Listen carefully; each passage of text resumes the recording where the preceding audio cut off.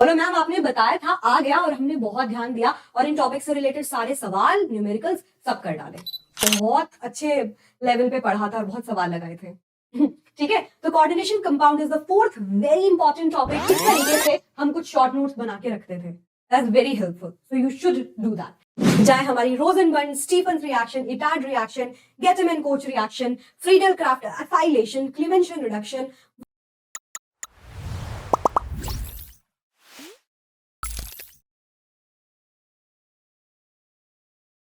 Hello my lovely students, hello my molecules, कैसे हो सब लोग? I hope all of you doing absolutely amazing and I hope आप सबकी हेल्थ भी एकदम सुपर्ब है।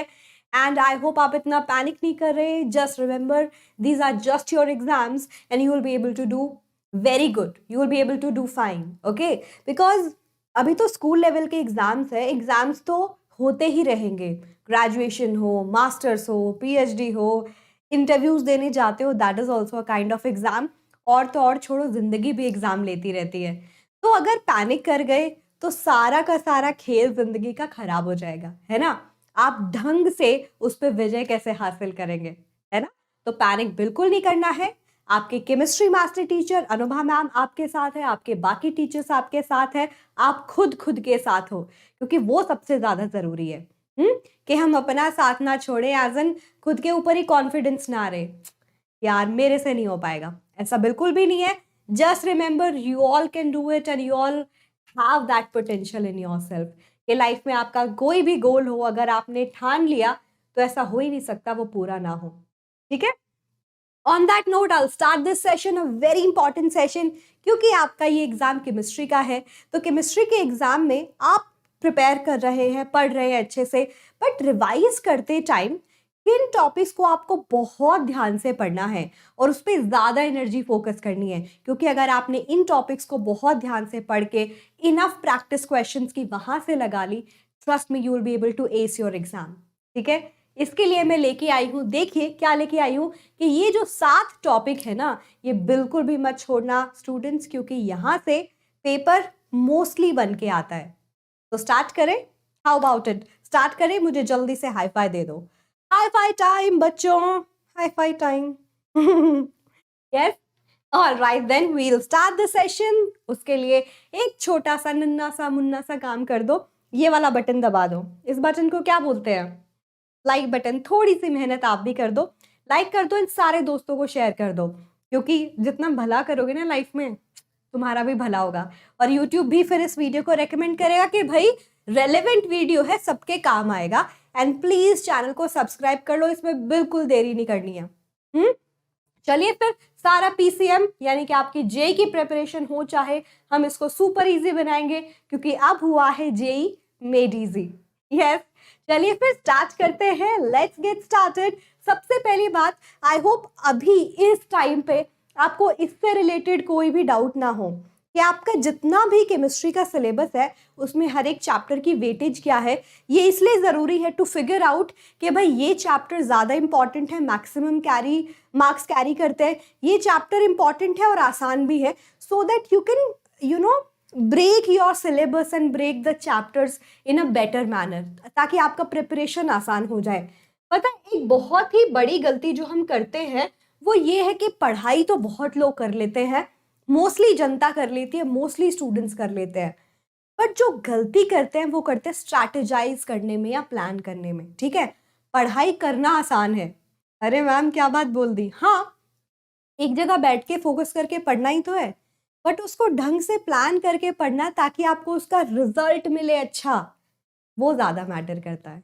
तो आपको उसमें भी तेज बनना है।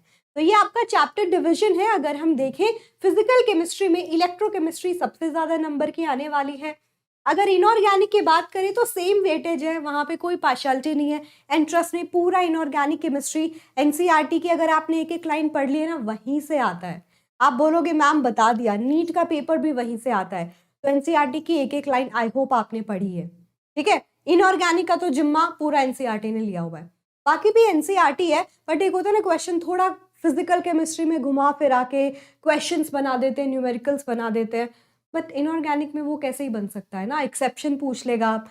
आइसोमर्स के बारे में पूछ लेगा, इसका नाम बताना पूछ लेगा, कोऑर्डिनेशन कंपाउंड, CFSC, इन सब के बारे में पूछ लेगा। तो वहां से वो डायरेक्टली सवाल आते हैं, याद रखना, ठीक है। और इनऑर्गेनिक केमिस्ट्री के बाद अगर मैं ऑर्गेनिक की बात करूं, वो भी मोस्टली सीधी सीधी है, थोड़ा कन्वर्जन में खेल हो सकता है, इससे ये बनाना उससे वो बनाना, तो आपको उसके लिए रिएजेंट्स की प्रॉपर नॉलेज होनी बहुत जरूरी है। ऑर्गेनिक केमिस्ट्री देखो, halo alkane, alcohol, phenol and ether carries the same marks. Aldehyde, ketone and carboxylic acid जो है सबसे बड़ा चैप्टर है और सबसे ज्यादा मार्क्स कैरी करता है, तो इसको तो मतलब घोल के पी जाओ, ठीक है। इसमें क्या क्या इंपॉर्टेंट है ये भी मैं जरूर बताऊंगी। लास्ट है मेरा amines and then biomolecules. Biomolecules बेचारा इज लाइक अपन की कोई इज्जत ही नहीं है ना, तो ऐसा नहीं है। Biomolecules is also very important chapter. आप देख रहे हो 7 नंबर का आता है बायोमोलिक्यूल्स। अब मुझे ये बताओ कमेंट करके कि आपके लिए सबसे इजी टॉपिक कौन सा है इसमें से और सबसे डिफिकल्ट टॉपिक कौन सा है। क्योंकि आपको ऐसे डिवाइड करना है, ये जो चैप्टर है ये इजी भी है, स्कोरिंग भी है। ये जो चैप्टर है थोड़े डिफिकल्ट है, बट अगर हमने ढंग से उनको पढ़ लिया स्कोरिंग है। डिफिकल्ट है बट लेस स्कोरिंग है, इजी है और स्कोरिंग भी है, ठीक है। ताकि आप जो टॉपिक इजी है उनको पहले निपटा दो अच्छे अच्छे, क्योंकि आपको आते हैं। डिफिकल्ट है, स्कोरिंग है, उनको निपटा दो। डिफिकल्ट है, लेस स्कोरिंग है, उसको थोड़ा बचा के फिर सबसे लास्ट में कर लो, ठीक है। कि हाँ भाई आपको पता है कि आपने एक मेजर चंक जो पोर्शन है ना वो पहले ही निपटा लिया, तो आपकी टेंशन कम हो जाएगी। फिर बाकी अगर मान लो टाइम कम भी बचा, देन यू कैन चूज के इस डिफिकल्ट चैप्टर्स में से ये टॉपिक ज्यादा इंपॉर्टेंट है जहां से सवाल पूछे जाते हैं, ठीक है। Then I also say please कोई भी टॉपिक छोड़ना मत, है ना। कभी कभी जिन टॉपिक को हम बहुत अंडर एस्टिमेट कर लेते हैं सवाल वहीं से आ जाता है। तो ये है आज का मैम का, मास्टर शेफ में बोलते हैं ना अमूल नुस्खा, ये है मैम की आज की क्लास का नुस्खा ऑफ द डे। चलिए फिर स्टार्ट करेंगे, टॉपिक वाइज डिस्कस करते हैं कि अगर आपको अपने केमिस्ट्री का एग्जाम करना है तो किन किन चैप्टर में किन किन टॉपिक पे ध्यान देना चाहिए। क्योंकि हम 7 टॉपिक्स डिस्कस कर रहे हैं, मैं 7 चैप्टर्स उठा के लेके आई हूँ जो सबसे ज्यादा स्कोरिंग है। उनमें से कौन कौन से टॉपिक आपको मैक्सिमम और सबसे ढंग से प्रिपेयर करने, ठीक है। सबसे पहला जो चैप्टर है वो है सोल्यूशन। उन 7 चैप्टर में से सोल्यूशन फिजिकल केमिस्ट्री का एक चैप्टर है। अगर मैं ये बताऊं फिजिकल केमिस्ट्री के इस चैप्टर में सवाल कहां कहां से आता है, so these are the most expected topics. ये जो सेशन है आपके बहुत काम आएगा आपके रिवीजन के लिए, तो प्लीज इसको ध्यान से सुनिए एंड देखिए, ठीक है। पहला है हमारा राउल्ट्स लॉ। राउल्ट्स लॉ पे सवाल आता है, ग्राफ से रिलेटेड वो सवाल भी आ सकता है, ठीक है। फिर कॉलिगेटिव प्रॉपर्टी से सवाल आता है, चाहे वो कोई भी हो, mostly elevation in boiling point and depression in freezing point, ठीक है। और उनके जो केबी और केएम की वैल्यू होती है उनके ऊपर भी सवाल आता है। Determination of molecular mass using colligative property, ये भी बहुत इंपॉर्टेंट टॉपिक है। डिसोसिएशन और एसोसिएशन से क्या फर्क पड़ता है वो भी इंपॉर्टेंट है, जहां पे टॉपिक आता है वेंट ऑफ फैक्टर, ठीक है। सारी कॉलिगेटिव प्रॉपर्टी में वेंट ऑफ फैक्टर को कैसे यूज करना है, उससे रिलेटेड जो न्यूमेरिकल्स है वो बहुत ही ज्यादा इंपॉर्टेंट है। इवन आई वुड से कि कंसंट्रेशन टर्म्स जो है ना उस पर भी एक सवाल तो आता ही आता है, ठीक है। कंसंट्रेशन टर्म्स, बल्कि ये इजी टॉपिक भी है कंपैरेटिवली, है ना। इजी टॉपिक भी है और स्कोरिंग भी है, तो ऐसे टॉपिक्स को तो बिल्कुल मत छोड़ना। Is that clear? Is that clear? मैं आपको इंपॉर्टेंट टॉपिक्स बताने आई हूं ताकि आपके रिविजन में आपको बहुत ज्यादा हेल्प मिल सके। ऑल राइट, चलिए आगे बढ़ेंगे। अब हम अगला चैप्टर जो है ये वाला भी मैंने उठाया फिजिकल केमिस्ट्री से, तो दूसरे टॉपिक में आता है इलेक्ट्रोकेमिस्ट्री, ठीक है। इलेक्ट्रोकेमिस्ट्री मेरी नजर में फिजिकल केमिस्ट्री का आसान चैप्टर है, ठीक है। मेरी नजर में, हो सकता है आपका नजरिया कुछ और हो, do let me no. Electrochemistry भी एक आसान चैप्टर है, बहुत ही स्कोरिंग है। और अगर मैं इसमें मोस्ट एक्सपेक्टेड जो टॉपिक्स जहां से सवाल आते हैं उनके बारे में बताऊं, then first is EMF and SEP. EMF क्या है students? Electromotive force. EMF E naught निकालना और ई ऑफ सेल निकालना बहुत इंपॉर्टेंट है और आपसे पूछा जाता है, जिसमें कई बार कौन ऑक्सीडाइज हुआ है, कौन रिड्यूस हुआ है, ये सब सवाल भी हमसे पूछ लिए जाते हैं। और उससे इनडायरेक्टली पीएच निकालना भी पूछ लिया जाता है। याद है ना, इसकी एक इक्वेशन बनती है जहां से हम पीएच भी निकाल सकते हैं, वहां से भी सवाल आ सकता है। एसईपी स्टैंडर्ड इलेक्ट्रोड पोटेंशियल, अगेन उसी से रिलेटेड हो गया। फिर है हमारा नर्न्स इक्वेशन, डेफिनेटली सवाल आता है। 100% सवाल आता है यहाँ से नर्स इक्वेशन से। Laws of electrolysis, Faraday's law of electrolysis है ना, वहां से भी सवाल आता है। ठीक है, यानी कि one of the important topic है, आई मस्ट से बहुत ही इंपॉर्टेंट टॉपिक है फैराडेज लॉ ऑफ इलेक्ट्रोलिसिस, जिससे हमारा इक्विवेलेंट वेट निकालना कई बार पूछ लेते हैं हमसे। एक सब्सटेंस पे ये डिपॉजिट हुआ है, दूसरे पे जो होगा कितना होगा, ठीक है, उस सब के बारे में। फिर कॉलरॉश लॉ डेफिनेटली वेरी इंपॉर्टेंट, और ये अगर मैं बात करूं इजी टॉपिक भी है। अगर इस चैप्टर की बात करूं तो one of the easy topic is Kohlrausch law. Weak electrolysis के लिए जब हम यूज करते हैं, आपको पता है इनफाइनाइट डिल्यूशन से रिलेटेड जो न्यूमेरिकल्स हैं बहुत ही आसान लेवल के होते हैं और एग्जाम में पूछे भी जाते हैं। तो स्कोरिंग एंड इजी ये वाला टॉपिक, लेकिन ये मोस्ट एक्सपेक्टेड टॉपिक है जहां से आपके केमिस्ट्री के पेपर में सवाल आए। देख लेना, फिर बोलोगे मैम आपने बताया था फिर भी ध्यान नहीं दिया, तो ये गलत बात है। बोलो मैम आपने बताया था, आ गया और हमने बहुत ध्यान दिया और इन टॉपिक से रिलेटेड सारे सवाल न्यूमेरिकल्स सब कर डाले। ठीक है, चलिए इसी के साथ अब हम बढ़ेंगे हमारे तीसरे टॉपिक पे, जो है chemical kinetics. I would say कि अगर फिजिकल केमिस्ट्री में बात करें, अगर मुझे रैंक करना हो, आई थिंक इलेक्ट्रोकेमिस्ट्री थोड़ा इजी है, फिर मॉडरेट लेवल पे आता है हमारा केमिकल काइनेटिक्स, थोड़ा डिफिकल्ट लेवल पे आता है सोल्यूशन। आपका क्या कहना है? उल्टा भी हो सकता है वैसे। मतलब जब मैं स्टूडेंट थी मुझे जैसा लगता था, या तो केमिकल काइनेटिक्स के अगर मैं इंपॉर्टेंट टॉपिक बताऊं आपको बच्चे, तो कौन कौन से हैं देखते हैं। डेफिनेटली इसमें तो कोई सोचने वाली बात नहीं है कि rate of reaction, rate law और ऑर्डर ऑफ द रिएक्शन निकालना डेफिनेटली आता है। कौन से ऑर्डर की रिएक्शन है, आपको वो पूरा बना के दे दिया कंसंट्रेशन टर्म में, रेट कांस्टेंट लिख के ऑर्डर ऑफ रिएक्शन पूछ लिया, मॉलिक्यूलरिटी ऑफ रिएक्शन पूछ लिया, फिर हमसे रेट ऑफ रिएक्शन के ऊपर सवाल पूछ लिया। एक रिएक्शन दे दी और आपसे उसका रेट पूछ लिया, ठीक है, उसके अंदर पूरी वो बैलेंस फॉर्म में उसने आपको दी है। रेट ऑफ रिएक्शन निकालने हैं कि जो न्यूमेरिकल्स है वो तो बहुत आसान आते हैं। रेट लॉ निकालना पूछ लिया, ठीक है, रेट लॉ को अप्लाई करना, के की वैल्यू निकालनी पूछ ली, ठीक है, के की वैल्यू निकालने पे सवाल आते हैं, और के की वैल्यू फिर निकाल के ऑर्डर ऑफ रिएक्शन निकालना बहुत बार आता है कि आपको के की वैल्यू नहीं दी होगी, उसको कहीं से निकालनी होती है, उसको यूज करके आपको रिएक्शन का ऑर्डर निकालना होता है। कौन सी ऑर्डर ऑफ रिएक्शन है उसके साथ साथ टेम्परेचर कई बार निकालना होता है, ठीक है। तो ये सब चीजें हैं जो बहुत ही इंपॉर्टेंट है और पूछा जाता है। रेट ऑफ रिएक्शन पे सवाल आएगा ही आएगा। जीरो ऑर्डर, फर्स्ट ऑर्डर थोड़ा ज्यादा इंपॉर्टेंट है। इसके रिलेटेड जितने भी ग्राफ है ना बच्चों, वो भी बहुत इंपॉर्टेंट है। ग्राफ के बेस पे भी कई बार आपसे पूछ लेता है कौन से ऑर्डर ऑफ रिएक्शन को रिप्रेजेंट कर रहा है, ठीक है, के की वैल्यू के ऊपर टेम्परेचर के साथ साथ, ठीक है। फिर उसके बाद हम देखते हैं आर्हेनियस इक्वेशन, डेफिनेटली इंपॉर्टेंट है, और आर्हेनियस इक्वेशन को यूज करके वो के की वैल्यू या फिर एक्टिवेशन एनर्जी निकालना एग्जाम में पूछ लेता है आपसे।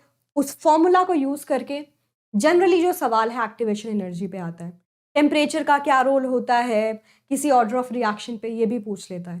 कंसंट्रेशन का जो क्या रोल है, ठीक है, इन सब से रिलेटेड सवाल बनते हैं कौन से टॉपिक में, chemical kinetics. Is that done? तो ये है मोटा मोटा एनालिसिस आपकी फिजिकल केमिस्ट्री के 3 चैप्टर का, जो आपको पता होना चाहिए, ठीक है। फिर अब हम आगे बढ़ते हैं। अब हम बारी आती है, मतलब बात करते हैं कोऑर्डिनेशन कंपाउंड्स। कितने नंबर का आने वाला है बाय द वे, जल्दी बताइए। दोनों जो चैप्टर है ना इनऑर्गेनिक केमिस्ट्री के, दोनों इक्विवेलेंट मार्क्स कैरी करते हैं 7-7। और मेरा फेवरेट टॉपिक अगर कोई पूछो ना पूरा केमिस्ट्री में 12th क्लास की, तो वो है कोऑर्डिनेशन कंपाउंड्स। मतलब I am a big fan of organic chemistry, though I did my masters in organic as well, but ये टॉपिक ना मुझे बहुत पसंद है क्योंकि मास्टर्स में ना इसको बहुत अच्छे लेवल पे पढ़ा था और बहुत सवाल लगाए थे। ठीक है, तो coordination compound is the 4th very important topic, और इसमें से मोस्ट एक्सपेक्टेड टॉपिक्स कौन कौन से हैं जहां से सवाल आते हैं, वो है ये बच्चों। कौन कौन सा है? Ligand and IUPAC. लीगेंड से ऐसे सवाल डायरेक्टली नहीं आता, बट आपको पता होनी चाहिए कौन से स्ट्रॉन्ग फील्ड लीगेंड है, कौन से वीक फील्ड लीगेंड है। बट आईयूपीएसी नॉमेनक्लेचर करना आता है, ठीक है, आईयूपीएसी नॉमेनक्लेचर करना आएगा। आपको एक कंपाउंड दे दिया जाएगा, आपको उसका नाम निकालना आएगा, और बहुत बार रिपीटेडली पेपर में आया है, ठीक है। एक नंबर में मतलब पार्ट्स होंगे, उसमें एक होगा IUPAC नॉमेनक्लेचर निकालो। एक होगा शायद इस कंपाउंड का, कोऑर्डिनेशन कंपाउंड का हाइब्रिडाइजेशन और ज्योमेट्री बता दो, ठीक है। यानी कि valence bond theory is also very important, वहां से हम हाइब्रिडाइजेशन निकाल लेते हैं, शेप निकाल लेते हैं, ठीक है। फिर है CFT, definitely crystal field theory पे सवाल आते हैं, जहां रिलेटेड सवाल होते हैं, CFSC की वैल्यू निकालना, ऑक्टाहेड्रल में जब वो है या फिर टेट्राहेड्रल में वो है। एक डायरेक्टली सवाल आया हुआ था कि ऑक्टाहेड्रल वैल्यू गिवन थी CFSC की, टेट्राहेड्रल में पूछा था, तो आपको पता है फॉर्मूला लगाना है। टेट्राहेड्रल में CFSC क्या हो जाएगी, 4/9 ऑफ ऑक्टाहेड्रल एनर्जी, है ना, जो CFSC में होती है। बस इस तरीके से डायरेक्ट सवाल भी आते हैं। फिर कॉम्प्लेक्स के ऊपर कलर से रिलेटेड सवाल आते हैं जरूर, colour of the compound, DD transition जो शो करेंगे कि नहीं, उसके लिए हमें T2G और EG में इलेक्ट्रॉन को रखना आना चाहिए, जिसमें काम आता है लिगेंड्स का, कौन सा वीक फील्ड है, कौन सा स्ट्रॉन्ग, है ना। पेयरिंग एनर्जी के बारे में जानना, क्रिस्टल फील्ड एनर्जी के बारे में जानना, किसकी वैल्यू ज्यादा है, किसकी कम है, यहाँ से सवाल बनते हैं। आइसोमेरिज्म से सवाल आने के चांसेस बहुत ज्यादा है, और मैंने इनऑर्गेनिक केमिस्ट्री के टॉप 30 सवाल कराए थे, जहां पे भी आपको याद होगा कि मैंने बताया था कि NCERT से सीधा सवाल उठाया हुआ था, लिंकेज आइसोमेरिज्म से एंड कोऑर्डिनेशन आइसोमेरिज्म से, तो आइसोमेरिज्म से सवाल बनता है, ठीक है। मैग्नेटिक प्रॉपर्टी का सवाल भी पार्ट्स में आता है, आपसे पूछ लिया ये गिवन कंपाउंड डायमैग्नेटिक है, पैरामैग्नेटिक है, कितने अनपेयर्ड इलेक्ट्रॉन है, या इसका मैग्नेटिक नेचर बता दो, या अनपेयर्ड इलेक्ट्रॉन निकालने के साथ साथ ये भी बता दो उसके मैग्नेटिक मोमेंट की वैल्यू कितनी है, स्पिन मैग्नेटिक मोमेंट कितना है, ठीक है। तो ये कुछ सवाल हैं जो बनते हैं इस चैप्टर में, या डन डन आडन, इस तरीके के टॉपिक से ऐसे ऐसे सवाल पूछे जाते हैं। Okay, sure, okay. अब हम पढ़ेंगे टॉपिक नंबर 5, जिसपे हम आ गए हैं मेरी फेवरेट ऑर्गेनिक केमिस्ट्री पे। 3 चैप्टर जिसके बारे में बात करूंगी 5th, 6th and 7th topic की तरह। पहला आता है alcohol, phenol and ether. Alcohol, phenol and ether की अगर मैं बात करूं, आपको क्या क्या ध्यान देना है जब आप पढ़ाई करें, रिवाइज करें इस चैप्टर को। ऑब्वियसली अल्कोहल, फिनॉल और ईथर को कैसे बनाया जाता है, प्रिपरेशन लेवल, सीधा बनाना नहीं पूछेगा, ये यूज होगा, ये से वो बना, उससे ये बना, वहां पे यूज होता है। आपको हर एक ऑर्गेनिक केमिस्ट्री के चैप्टर में जो जो रिएजेंट्स यूज हुए हैं उनकी टेबल बना लेनी चाहिए। I hope you have done that. आप एक A4 साइज के पेपर लीजिए, आई होप आपने कर लिया होगा कि भाई अल्कोहल, फिनॉल एंड ईथर लिखा, ये रिएजेंट यूज हुए, इसका काम इससे ये बनाना था, इसका काम इससे ये बनाना था, very very important.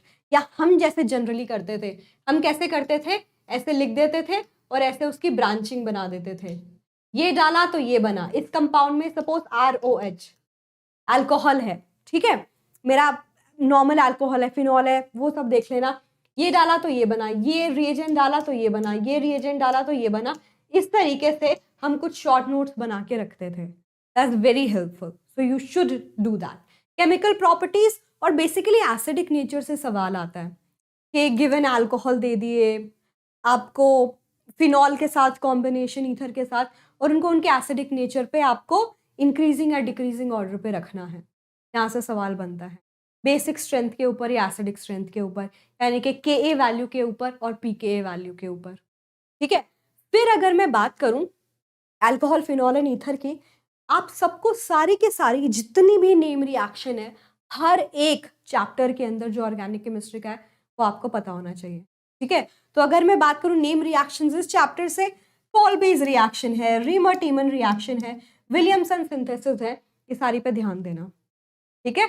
I hope आपने ये भी किया है कि आपने कुछ A4 साइज स्टेपल करके रखे हैं जिसमें सारी नेम रिएक्शंस आपने एक साथ लिखी हुई है।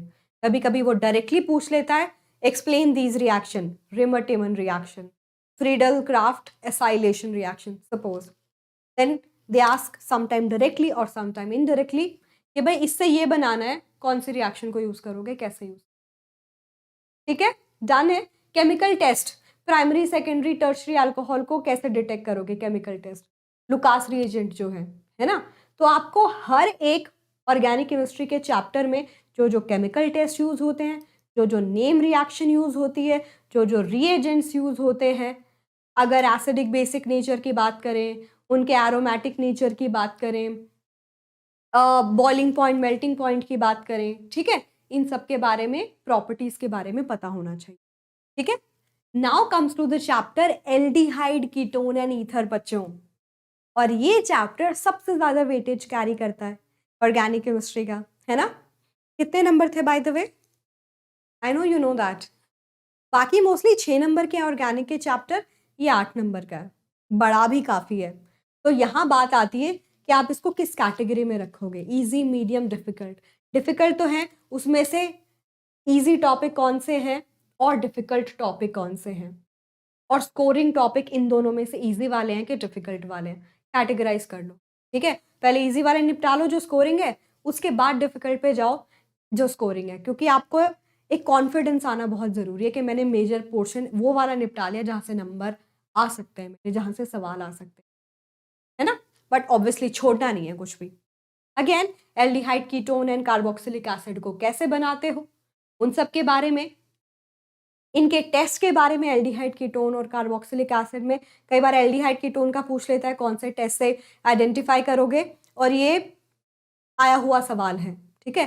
प्रोपेनल और प्रोपेनॉन में कौन सा केमिकल टेस्ट से आइडेंटिफाई करोगे। एक कार्बोक्सिलिक एसिड का सवाल था कि आपको टेस्ट करना था एक कार्बोक्सिलिक एसिड में और एक और सब्सटेंस था, तो वो सोडियम बाइकार्बोनेट टेस्ट।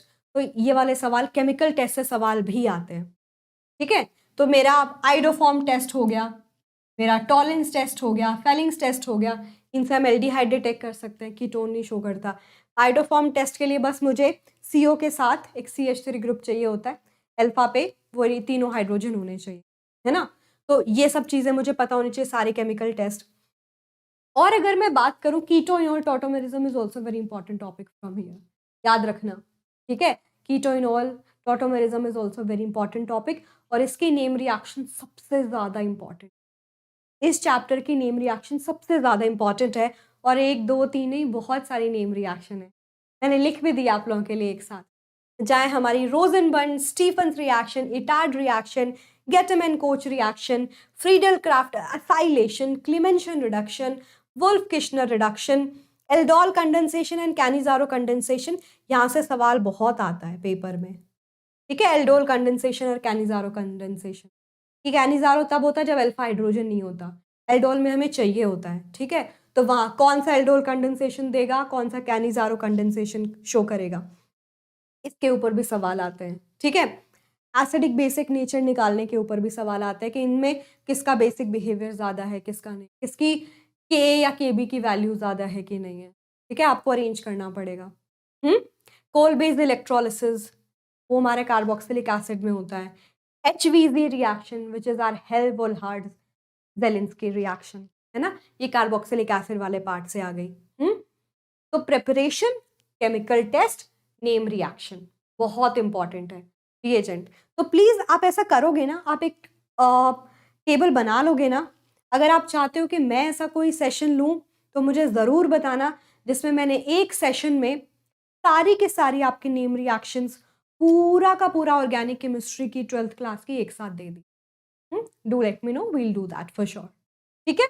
चलिए, 7th and again one more important topic is amines, ठीक है। 7 टॉपिक डिस्कस करने थे, और उनमें से मोस्ट एक्सपेक्टेड क्या क्या है वो भी मैं बता देती हूँ, एंड मोटा मोटा सेम है कि आप प्रिपरेशन पे ध्यान दोगे अमीन्स का, और अमीन से मेरा मतलब है एल्काइल की बात कर रहे हो या एरोमेटिक वाली बात कर रहे हो, ठीक है। उन सब पे बहुत सारे आपको अमीन्स दे दिए होंगे, और उनको अपने बेसिक बिहेवियर पे और कौन सा जो हमारी GOC होती है ना, कि आप उनमें बताओ कौन माइनस आई इफेक्ट सबसे ज्यादा शो करता है, कौन प्लस आई इफेक्ट सबसे ज्यादा शो करता है, एक न्यूक्लियोफाइल का अटैक करना है कि एक इलेक्ट्रोफाइल का अटैक करना है, इन चारों में से कौन सबसे ज्यादा करेगा, कौन सबसे कम करेगा, उसको इंक्रीजिंग डिक्रीजिंग ऑर्डर के ऊपर अरेंज करना।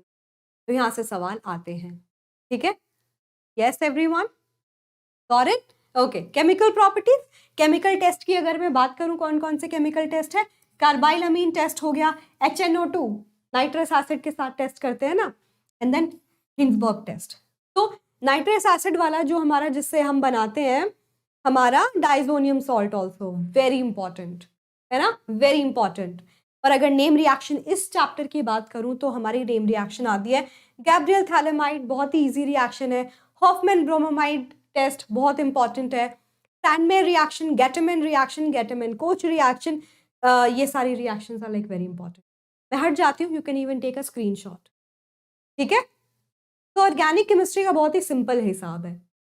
Name reaction, acidic basic behaviour पे सवाल, के बी पे सवाल, मेल्टिंग बॉइलिंग पॉइंट के ऊपर सवाल, सिस ट्रांस ज्योमेट्री पे जो सवाल आते हैं वहां से सवाल हो गए। फिर हमारे सवाल हो गए न्यूक्लियोफाइल और इलेक्ट्रोफिलिक रिएक्शन के ऊपर, चाहे वो सब्सटीट्यूशन हो या एडिशन हो, आप कैसे इंक्रीजिंग और डिक्रीजिंग ऑर्डर पे लगाओगे।